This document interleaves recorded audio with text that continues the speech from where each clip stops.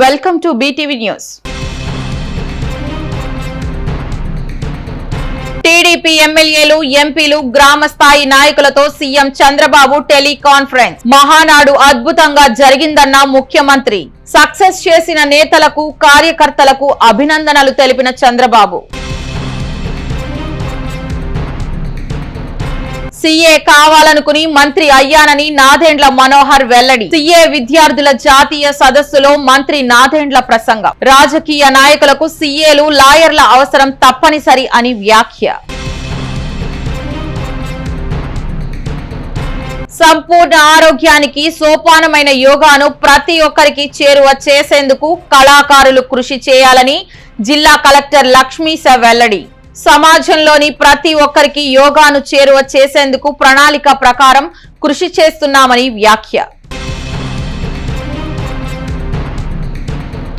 వాయువ్య బంగాళాఖాతంలో ఏర్పడిన తీవ్ర వాయుగుండం. ఆంధ్రప్రదేశ్ లోని పలు జిల్లాల్లో అక్కడక్కడ తేలికపాటి నుంచి మోస్తరు వర్షాలు కురిసే అవకాశం ఉందని తెలిపిన వాతావరణ శాఖ.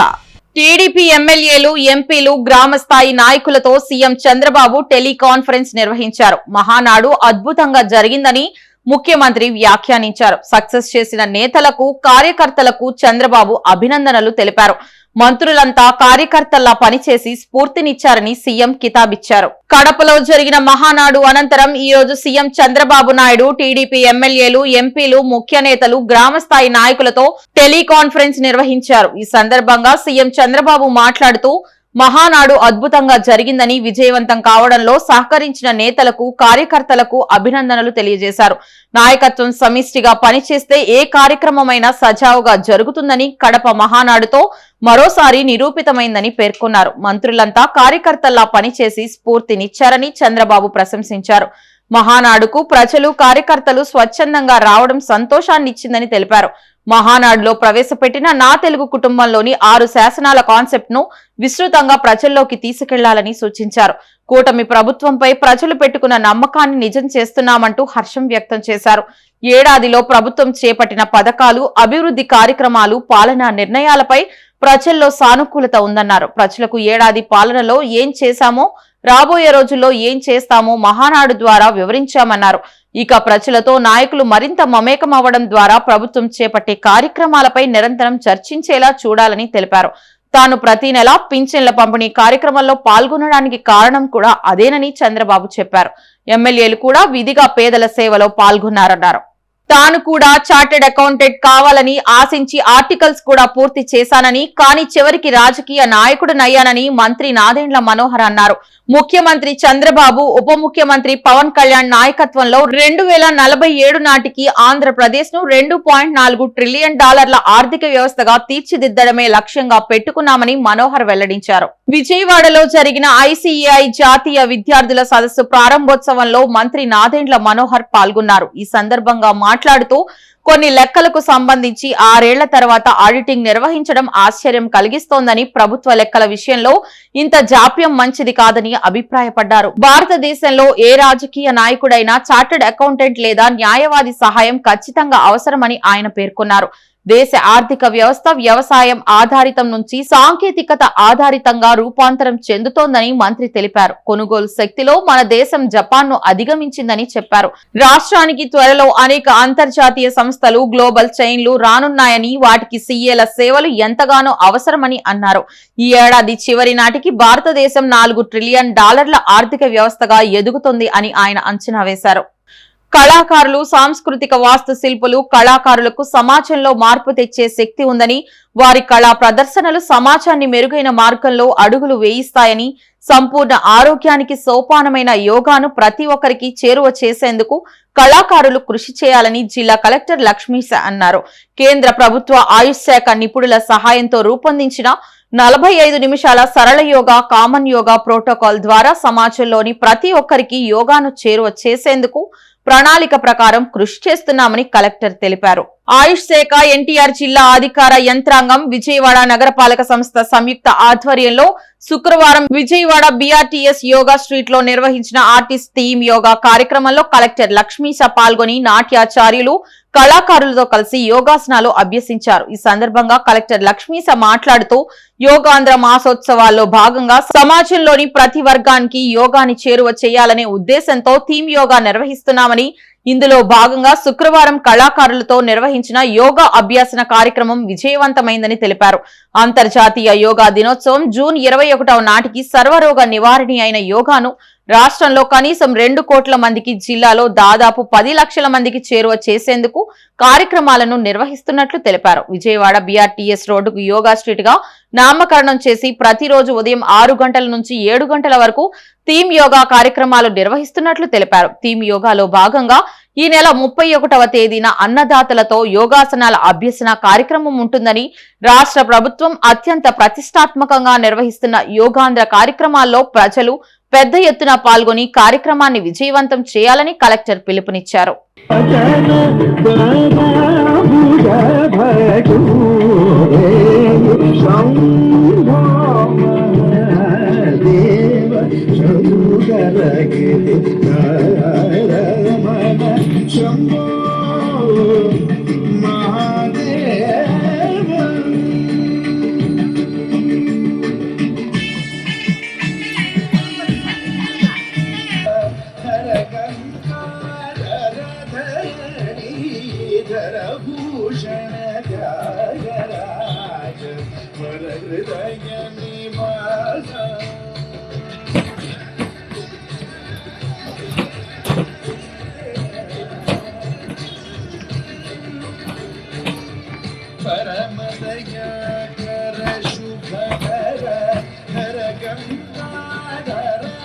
యోగాంధ్రలో భాగంగా ఈరోజు 10వ రోజు కళాకారులను పిలిపించి BRTS రోడ్లో విజయవాడలో యోగా శిబిరం ఏర్పడడం జరిగింది.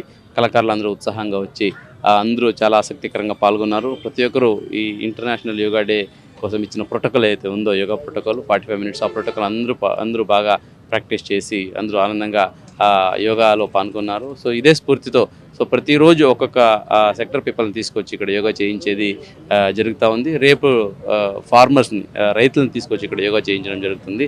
సో ఇట్లాగే జూన్ 21 నాటికి మన జిల్లాలో 10 లక్షల మందికి యోగా నేర్పించడంతో పాటు యోగాంధ్రాన్ని సక్సెస్ చేస్తూ ప్రతి ఒక్కరూ యోగా ప్రాక్టీస్ చేస్తూ ఆనందంగా ఉండాలి, అలాగే వాళ్ళు స్ట్రెస్ ఫ్రీ లైఫ్ని లీడ్ చేయాలనేది యోగాంధ్ర కార్యక్రమం ఉద్దేశం. దీనికోసం ఎన్టీఆర్ జిల్లా యంత్రాంగం సన్నద్ధంగా ఉంది. ఇదే వాటిలో మనం అడుగులు వేస్తున్నాము. సో ప్రతి మండలాల్లో, ప్రతి విలేజెస్లో కూడా యోగా కార్యక్రమాలు, అలాగే యోగా కాంపిటీషన్ జరుగుతున్నాయి. దీనికి ప్రతి ఒక్కరూ పబ్లిక్ ముందుకు రావాలి.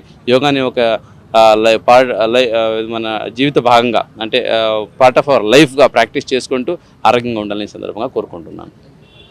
వాయువ్య బంగాళాఖాతంలో ఏర్పడిన వాయుగుండం తీవ్ర వాయుగుండంగా బలపడి బంగ్లాదేశ్, పశ్చిమ బెంగాల్ మధ్య తీరం దాటింది.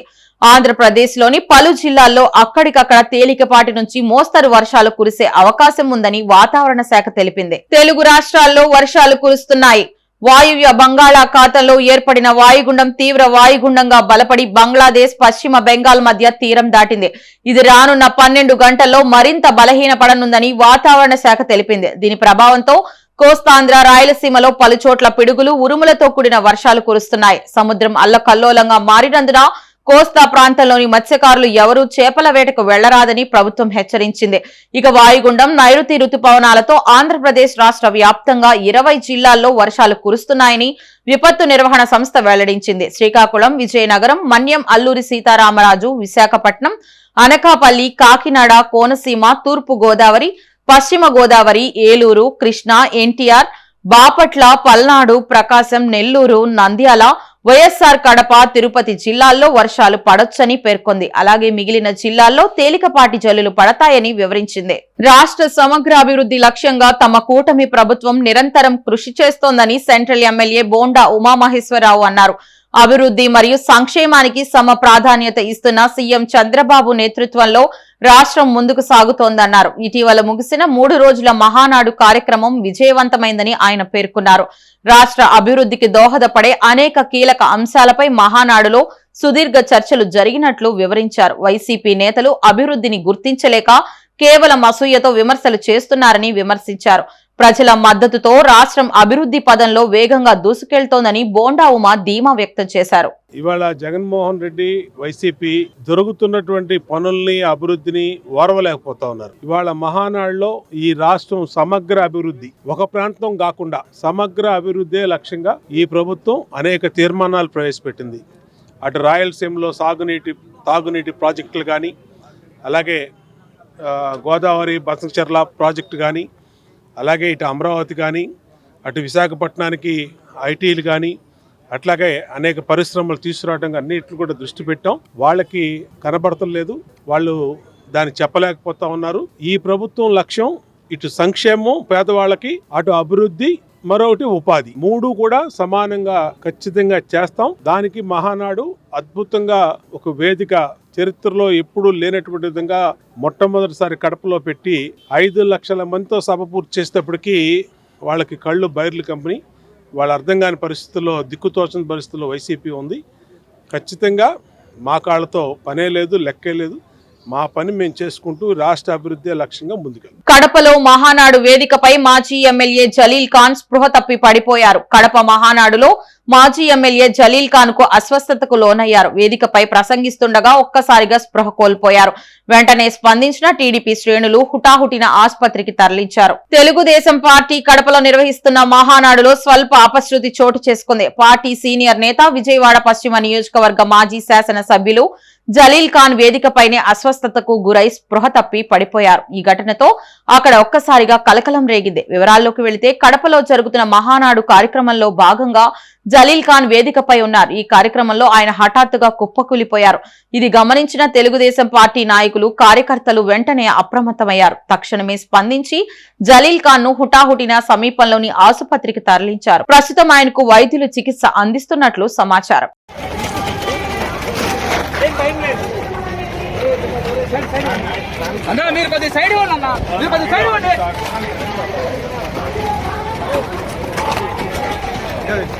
రాష్ట్ర ప్రణాళికా విభాగం అధికారులతో 20 సూత్రాల అమలు. చైర్మన్ లంకా దినకర్ సమీక్ష నిర్వహించారు.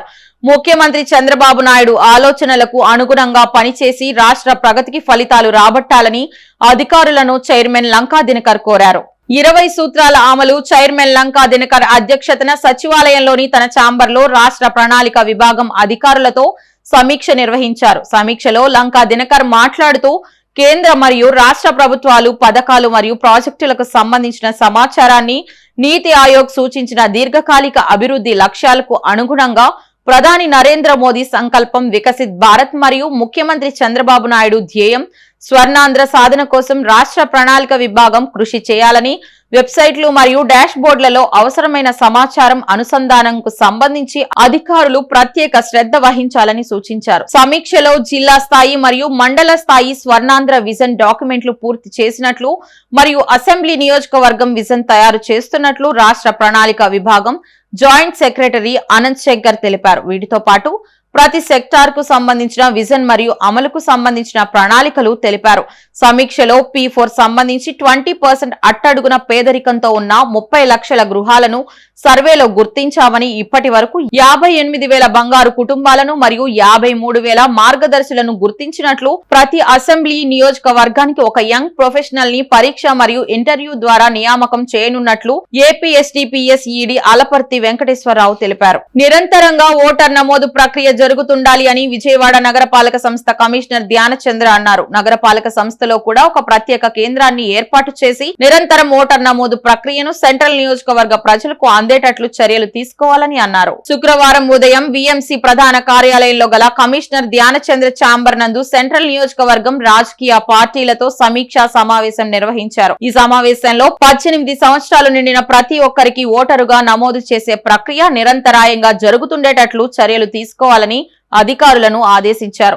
అందుకు అనుగుణంగా ప్రతి ఏఈఆర్ఓ తన పరిధిలో గల పోలింగ్ స్టేషన్లలో ఉన్న కాలేజీలలో ఒక ప్రత్యేక కౌంటర్ ను ఏర్పాటు చేసి ప్రతిరోజు 18 సంవత్సరాలు నిండిన ప్రతి ఒక్కరిని ఓటరుగా నమోదు చేసే ప్రక్రియను చేయాలని అధికారులను ఆదేశించారు. నమోదైన ప్రతి ఒక్కరికి పీవీసీ ఓటర్ కార్డు వారికి అందేటట్టు చర్యలు తీసుకోవాలని అన్నారు. విజయవాడ నగరపాలక సంస్థలో కూడా ఒక ప్రత్యేక కేంద్రాన్ని ఏర్పాటు చేసి నిరంతరం ఓటర్ నమోదు ప్రక్రియను సెంట్రల్ నియోజకవర్గ ప్రజలకు అందేటట్లు చర్యలు తీసుకోవాలని అన్నారు.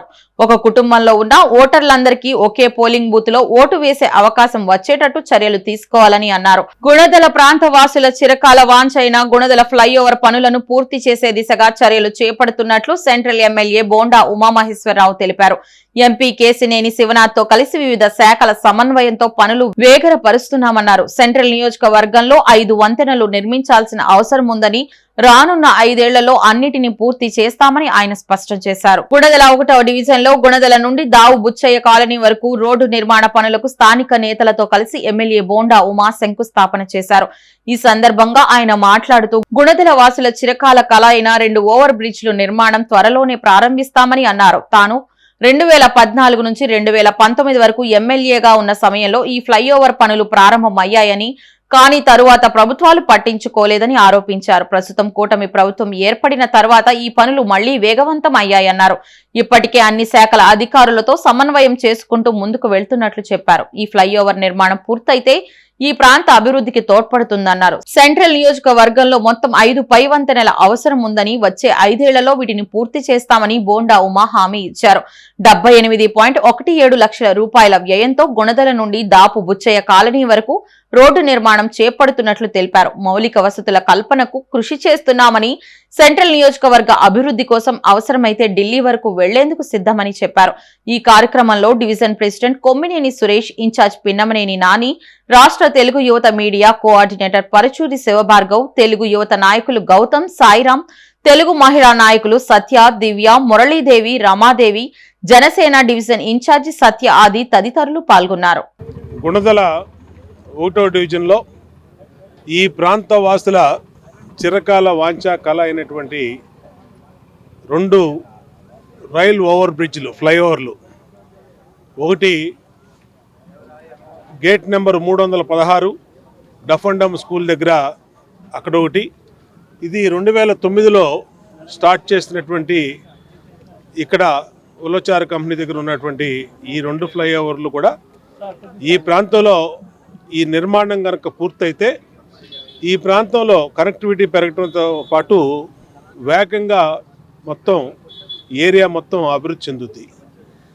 దానికి గతంలో కూడా తెలుగుదేశం ప్రభుత్వం 2014, 2019లో నేను శాసనసభ్యుడిగా ఉన్నప్పుడు మరి చంద్రబాబు నాయుడు గారి దృష్టికి తీసుకెళ్ళి అనేక రకాలుగా ఈ ఫ్లైఓవర్ని పూర్తి చేయాలని ప్రయత్నం చేసాం.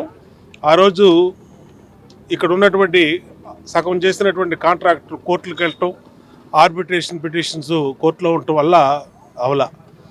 తర్వాత వచ్చిన ప్రభుత్వాలు పట్టించుకోలేదు. మళ్ళా ఇవాళ అభివృద్ధి ప్రదంలో ముందుకు తీసుకెళ్లే తెలుగుదేశం ప్రభుత్వం వచ్చినాక వేగంగా ఈ పనులన్నింటిని కూడా మొదటి నుంచే మొదలుపెట్టాం. పార్లమెంట్ సభ్యులు కేసినేని శివనాథ్ చిన్ని, అలాగే నేను దీని మీద నిరంతరం కూడా కలెక్టర్ గారి ఆధ్వర్యంలో ఇప్పటికే అనేక రివ్యూలు జరిపాం.